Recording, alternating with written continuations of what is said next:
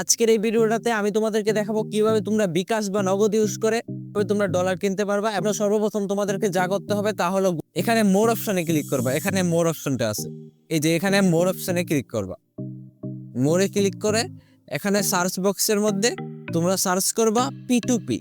P2P search করলে চলে আসবে আমাদের সবার উপরে। এখানে তোমাদের এক্সপ্রেস থাকতে পারে, এখানে এক্সপ্রেস থাকতে পারে তোমাদের। তোমরা এটাকে P2P তে চাপ দিয়ে P2P করে আনিবা। এক্সপ্রেস হলো ব্যাংক থেকে যে ডলারটা কিনে ওইটা। আমি এখানে ব্যাংক থেকে ডলার কিনবো না, আমি এখানে বিকাশ বা নগদ থেকে ডলার কিনবো, তাই P2P করে নিবা। P2P করার পরে তোমাদেরকে এখানে দেখো, এই যে এখানে USD বা অন্য যে কোনো কিছু থাকতে পারে। এখানে তোমাদেরকে কি করতে হবে, BDT করে নিবা। এখানে সার্চ করবা BDT বাংলাদেশি টাকা। এটা BDT কইরা এখানে ক্লিক করবা। তাহলে এখানে এরপর I have read and agree to the এটা করে নিবা। তাহলে তোমাদের এখানে বাংলাদেশি ডলার প্রাইসটা চলে আসবে। এখন তোমাদেরকে কি করতে হবে, এখানে একটা 3 ডট আছে, দেখো গাইস, এই যে এখানে একটা 3 ডট আছে, এই 3 ডটটাতে ক্লিক করবা। 3 ডটটাতে ক্লিক করার পরে এখানে কি করবা, পেমেন্ট মেথড সেট করতে হবে। তুমি বিকাশ বা নগদ যেটা দিয়ে সেন্ড করবা এটা সেট করতে হবে।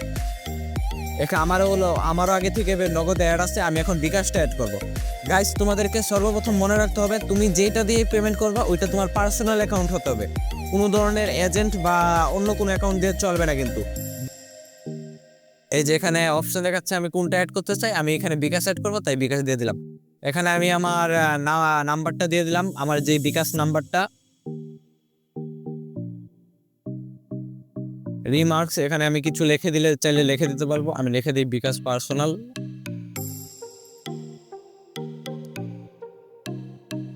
তারপর এখানে তোমরা কনফার্মে ক্লিক করবা। তারপর তোমাদের এখানে এই যে অথেন্টিকেটর অ্যাপে সিকিউরিটি করতে হবে। ফাইন্যান্স অ্যাকাউন্ট খোলার পরে তোমরা অথেন্টিকেটরটা কানেক্ট করে নিবে। এই যে গাইস, আমার বিকাশ নাম্বারটা কানেক্ট করা হয়ে গেছে। এখন গাইস আমি কি করব, ডলার কিনবো। তার জন্য আমার কি করতে হবে, আমি কত ডলার অ্যামাউন্টের ডলার কিনতে চাই তা দেখতে হবে।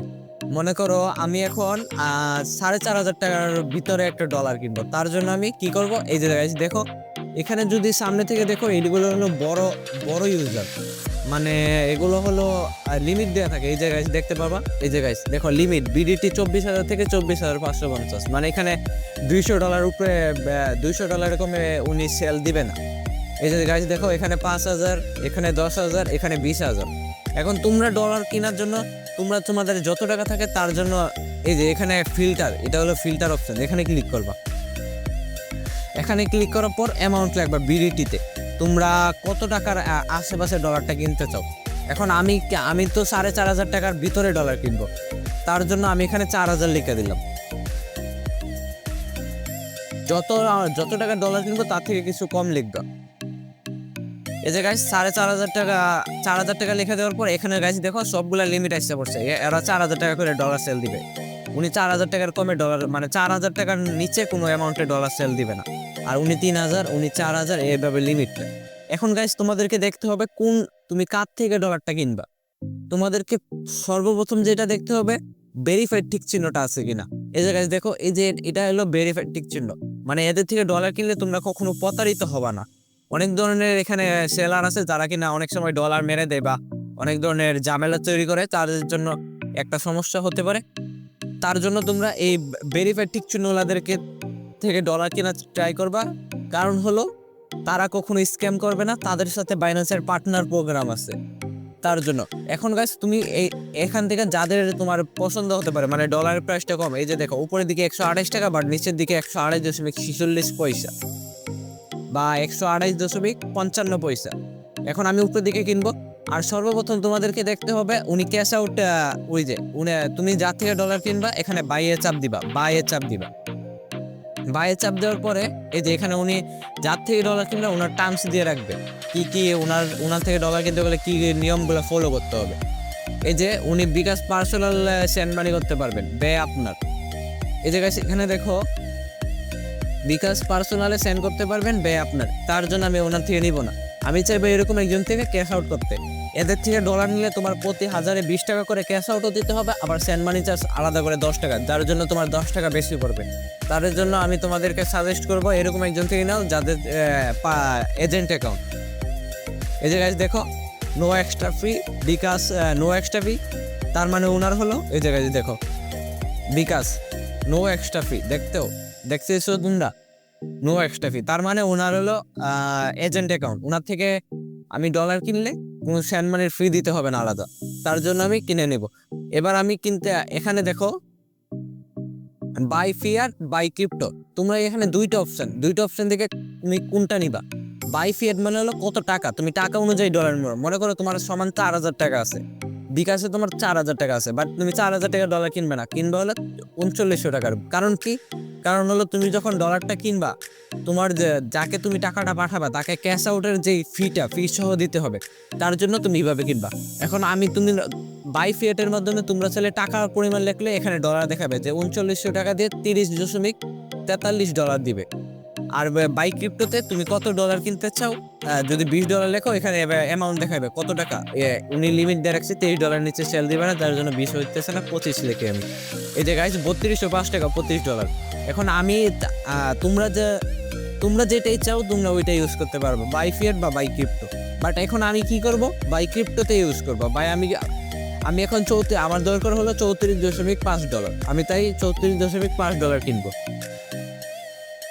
এখন গাইস কি করবো, 34.5 লেখার পরে এখানে সিলেক্ট, এখানে বিকাশ থাকবে, এই যে এখানে বিকাশ থাকবে, তারপর প্লেস অর্ডারে চাপ দিবা। এই যে গাইস হয়ে গেছে। এরপরে তোমরা কি করবা, ভিউ পেমেন্ট ডিটেলস এটাতে চাপ দিবা। এই যে গাইস এখন দেখো,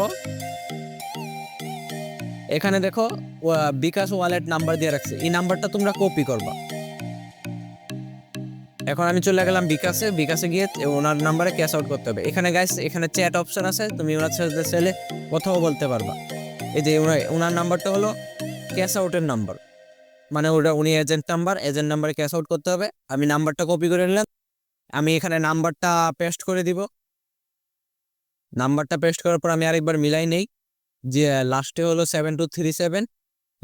7237, আমার কত টাকা সেন্ড করতে হবে, 4421 টাকা।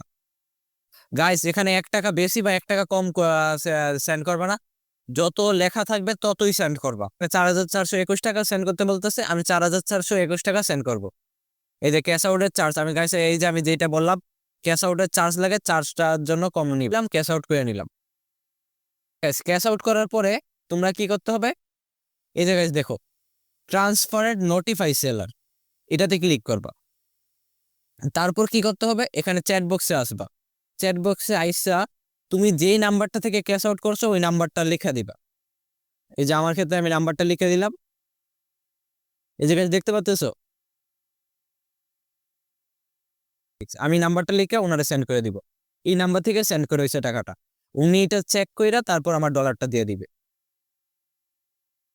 এই যে গাইস এখন তোমাদেরকে ওয়েট করতে হবে, এখানে টাইম চলবে, সমস্যা নেই।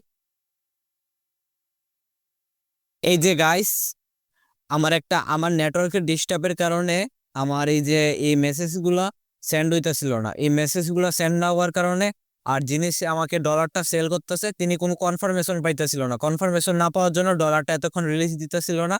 আমি নেটওয়ার্কটা ঠিক করার পরে এই যে আমার এই স্ক্রিনশটগুলা, নাম্বারগুলা, লাস্ট নাম্বার 4516টা উনি জানার পরে, স্ক্রিনশটটা যাওয়ার পরে উনি চেক করার পরে আমার ডলারটা রিলিজ দিয়ে দিচ্ছে। ডলারটা রিলিজ দেওয়ার পর এই যে আমার 34.55 ডলার, এই যে আমি আমার ডলার অ্যাকাউন্টে পাইয়া গেলাম। এই যে আমার অ্যাকাউন্টে একটু আগে ছিল $3, এখন হয়ে গেছে $38। এই যে গাইস দেখতেই তো পেলা, তোমাদের সামনে আমি যে এখন করলাম ফান্ডিং, এই যে $34 চলে আসলো।